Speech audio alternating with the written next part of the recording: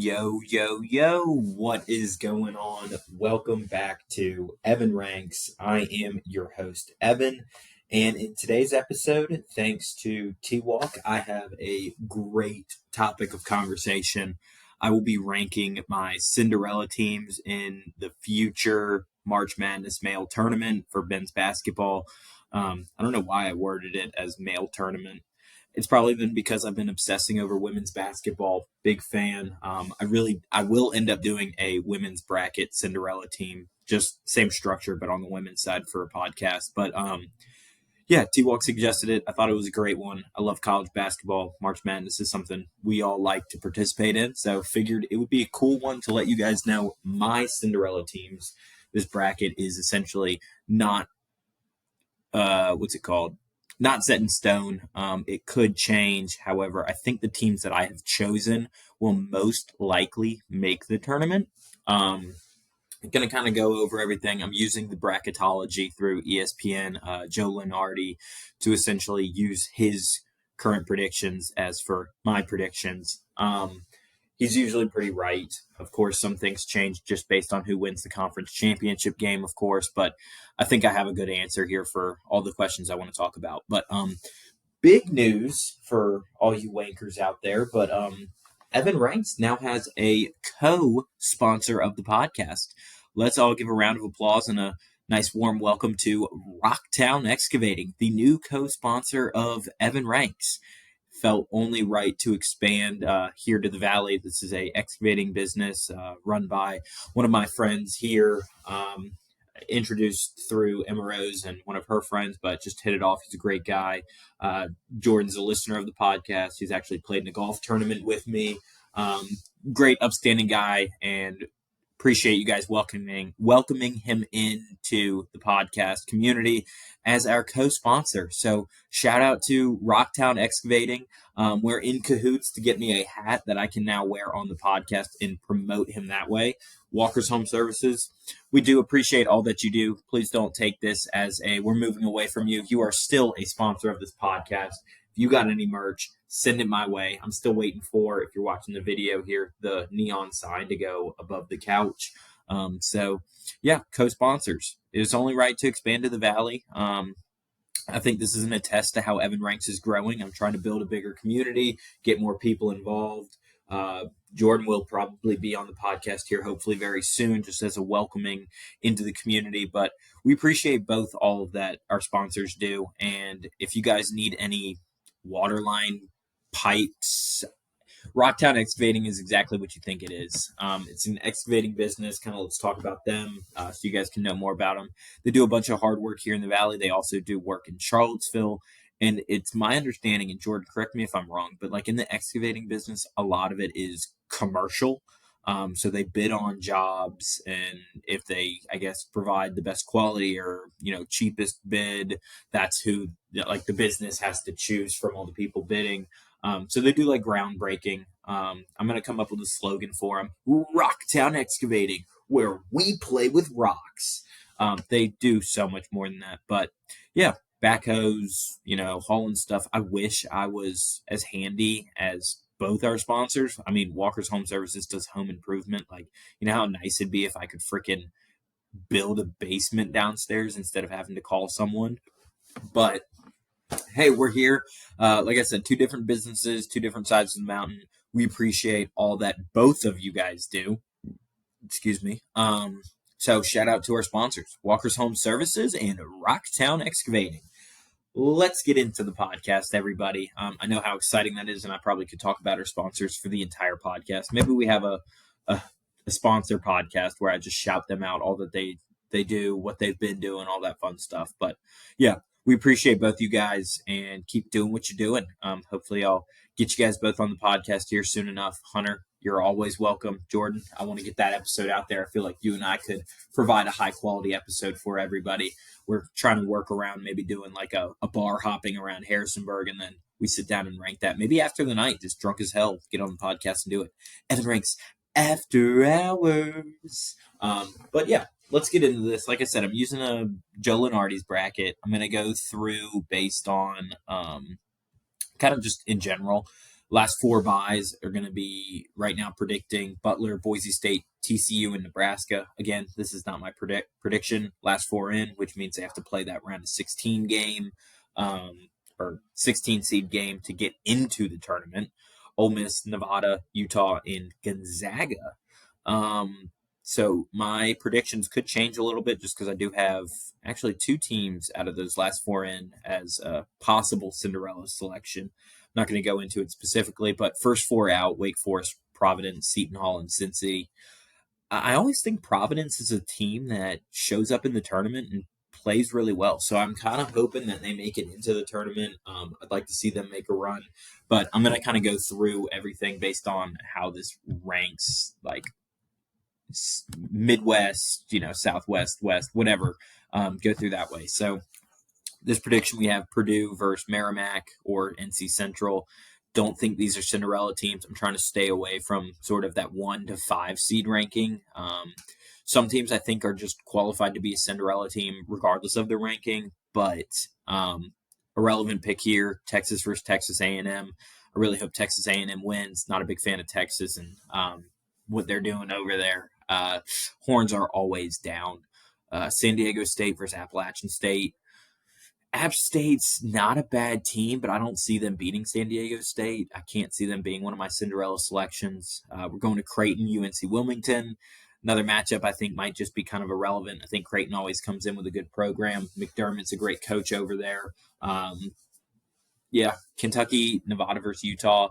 I think Nevada, if they can manage to get that last four in or secure themselves a bid, I do have them as one of my Cinderella teams. So something to note there. I have them mixed in with another team. Sort of, I just couldn't come up with five total. I needed to do a little bit more. But yeah, I think that's a high quality matchup there. I think Nevada has a great program. They actually have made a Cinderella run in the past 3 years, I believe, with the Martin twins. So I think if they have the players, they could make a pretty decent run here. But then we move into Iowa State and Vermont. Where is Vermont where Ben Vanderplas went before UVA? Ben Vanderplas, Vermont. Did he go to Vermont? Is that where he played? Could we get like his stats maybe? I guess that Ohio. I'm sorry. Okay, Ohio. That's my fault for not remembering that. Yeah, so Iowa State clear win right there. Colorado State versus TCU. Not talking about it. Tennessee versus Colgate. I really do like Tennessee's team. I wouldn't call them a Cinderella team. I think it's weird that they are now a basketball program, but I do like that young guy that's over there. So, what the heck is his name? I don't know, and I don't care. He's doing big things. I think his name's like Dalton or something like that. White dude who literally just Dalton Connect. There you go. KNECHT. Good for me with that memory right there, guys. Moving down, I have a couple of teams left. Of course, this is a little bit harder than I thought. It's kind of a lot of information. I'm just going to talk about the teams, I guess, that I think are going to make good runs. So let's just I guess rank them, and I'll talk about them a little bit. Let's do. Let me find. I'm going to start with my number 5 ranking.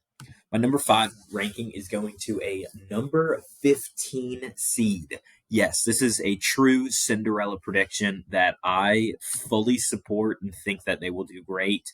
Their stats are a little wonky, but Oakland Golden Grizzlies. I really like this name. I mean, I was looking at some stats here. They average 75 points a game, which I was like, holy cow, this is a great team that's going to make a run. Well, they give up 74 points a game on average. So I think this is a bit of a stretch of a pick for Cinderella, but hey, that's what a Cinderella team is. So Oakland Golden Grizzlies.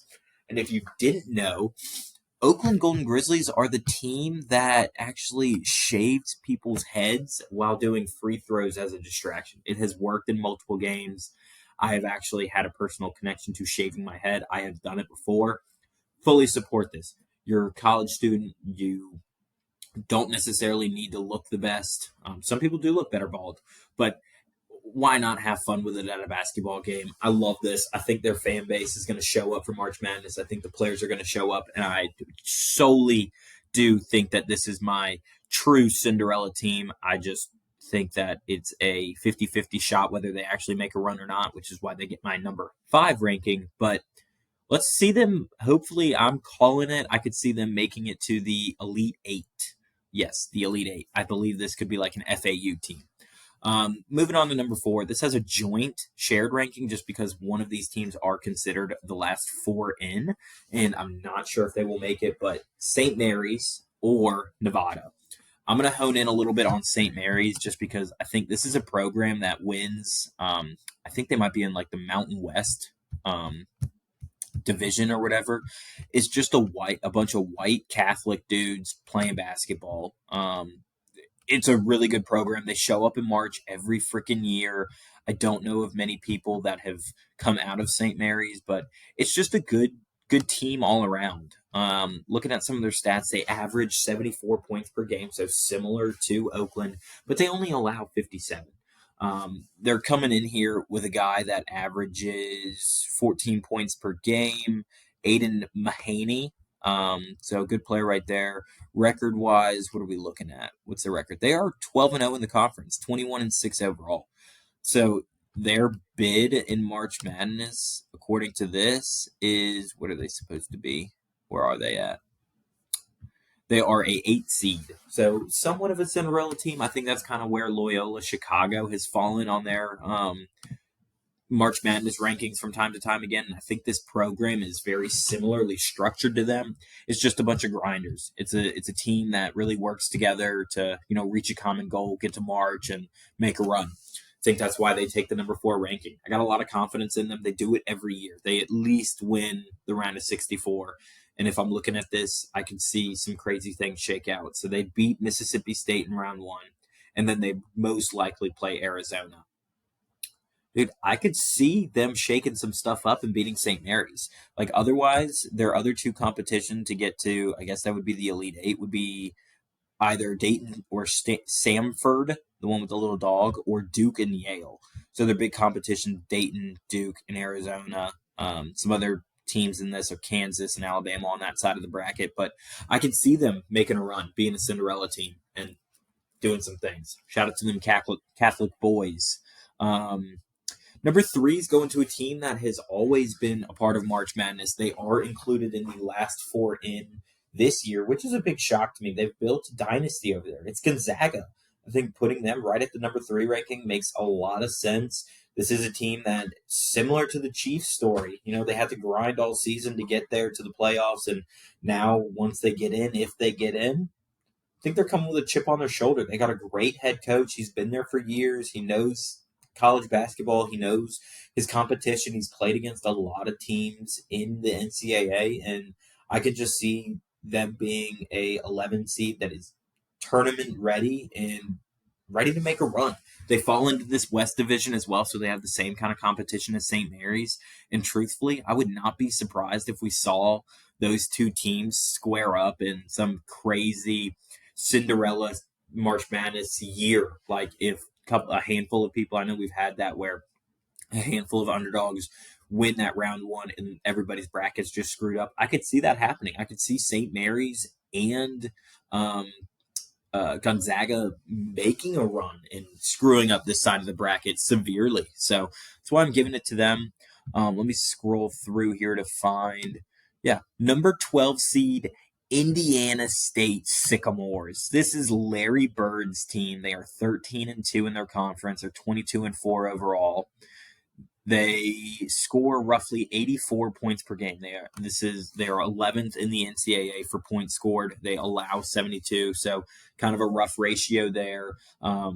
Just because you score a lot doesn't mean you're going to win a lot of games. Clearly, their schedule isn't as tough as other people's schedules.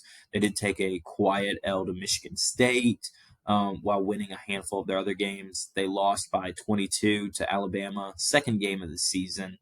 So they do have some tough games in here, and a lot of their wins are handily taken. Some are a little bit closer, and I think that does worry me coming into March that they haven't had that high caliber sort of schedule to prepare them for March, but we see it time and time again for these young, inexperienced teams that don't really belong, and not don't belong, but competition wise, you just don't see them matching up against, like a UNC, a Duke, Arizona, or Tennessee, even. But this is actually the team that has that guy with the athletic goggles. His name's Robbie Avila. He's got that. He's got the tattoos. He's a white boy, fun to watch. Kind of giving you that Larry Bird-esque play style in a way. He's a grinder. I think he's going to lead this team to a couple of wins here. I think they knock off BYU to start the tournament, and then will make their way on to either South Florida or Illinois. And frankly, I can see them making a run, dude. This is a fun team that a lot of people are going to get behind. I think March Madness is special because, yes, we all have that one team that we connect with the most. Like, I'm going to root for Virginia no matter what. I'm probably going to make them my winner in my bracket. Like, there's just no getting around that. But then when you have teams like Indiana State and St. Mary's, like, you have these teams that you're watching because you watch all the games. Like, your bracket depends on every single game.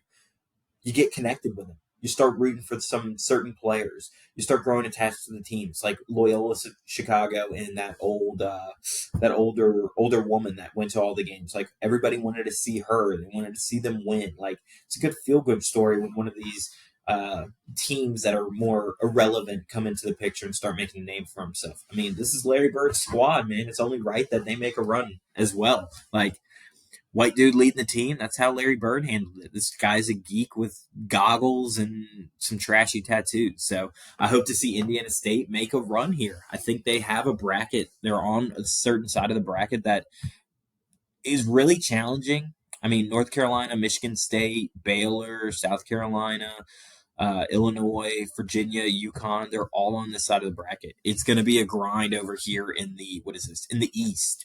But I think they're ready for it. I got big hopes for them. They're coming in at my number 2 Cinderella team. So, yeah, I'm hoping for the best there. Now to get to my number 1 ranking. Dylan has made this known that he will never listen to the podcast. He will never come on the podcast.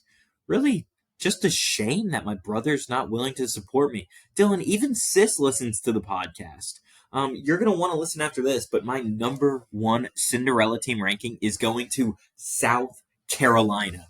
DJ Swaggy C, you will probably like this pick too. I know absolutely nothing about South Carolina basketball. However, I know that they are coming into this game being ranked for the first time in a while.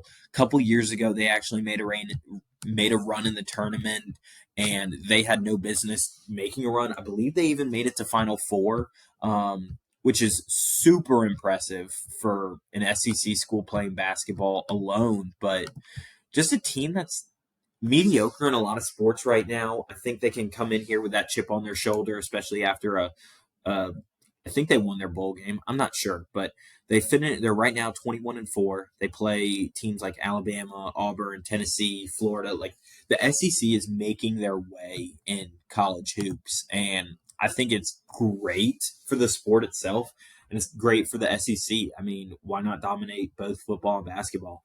So they're getting ready. They've had some great wins here. So they beat Tech early in the season. They have some weird wins against some random teams. They beat Notre Dame. They lost to Clemson only by roughly 5. They lost to Alabama by a lot. Beat Mississippi State. Lost to Georgia, which is a harsh L. They beat Arkansas. They beat Kentucky. They actually beat Tennessee, which was their big win. Because Tennessee was ranked number 5 at that time. I believe that was a huge win for South Carolina. They ended up beating Georgia again. They beat Ole Miss. They beat Vanderbilt. They lost to 13 ranked Auburn by a lot, like literally 60-something points. And that was their last game that they played. So that does worry me a little bit. But this is a team full of people that you have no idea who they are. Michi Johnson is the only name on here that I know. He averages 14 points a game, and he's a killer, dude. This is the guy that's going to be the guy that takes the ISO March Madness, against the big name team and just upset them. I think even though they are coming in here possibly ranked number 6 on the bracketology stuff, I think they're an underdog. I think this is a Cinderella team that has, the qualities and aspirations to do something big in March. They've done it before. They've proven to step up, even when they had a lower ranking. I mean, they're ranked 11 in the country, I believe. I mean, quote me that if I'm wrong, but that's what it looks like on ESPN right now. Great team, and I just think they're coming in with a chip on their shoulder, ready to serve the college hoops. Bad news for them is if I look at this, they have that harsh side of the bracket on that Boston side. If for some reason, wait, no, yeah, they are in that. So if for some reason they have to play UConn or North Carolina, I think that North Carolina South Carolina matchup would be a ton of fun. A dynasty basketball program of UNC playing against their state other state rival or rival state, I guess you should say, South Carolina, two biggest schools on those states. I think that'd be a huge matchup. I think it's great to see South Carolina playing in the tournament. Like Dylan has probably said a couple of times, like our brother-in-law went there, played football, so we have a personal connection to him. They're the Gamecocks, dude. Who doesn't like that name either? So I'm rooting for the Cocks here. I think they are my chosen number one ranking for Cinderella team. Let me know y'all Cinderella picks. I think I did this pretty well. I tried to skew to higher seeds, but while looking at the bracket, like I'm not choosing Grand Canyon to make a run. I don't think that's the case. I think Indiana State's the highest seed that I chose, other than Oakland. And those are the two best picks I have for my Cinderella teams. I'm going to give you my choice to win the entire tournament now. And hopefully this isn't an unpopular take, but Houston or UNC.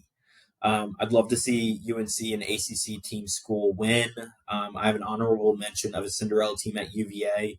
I could see them winning against Northwestern, and I could just see it being a very hard task beating the UConn Huskies after they won the Natty last year. Not that we can't do it, not that we can't make a Cinderella run, but just watching some of the games this year, I don't think we have a big enough team and enough depth to make that Cinderella run. I could be proven wrong, and I hope I am, because I am a UVA fan. I do believe in this team. That's why they get an honorable mention. I think it can happen. I just think it's a difficult ride, and we got to figure out, the ACC tournament before we get to this place. But I got big hopes for UVA in them.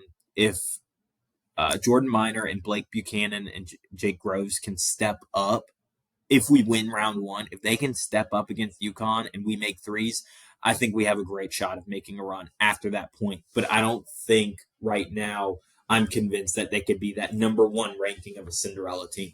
I might actually throw them in there at number 4 instead of St. Mary's or Nevada, but just for content and me not talking only UVA sports, I thought that was good to make them an honorable mention.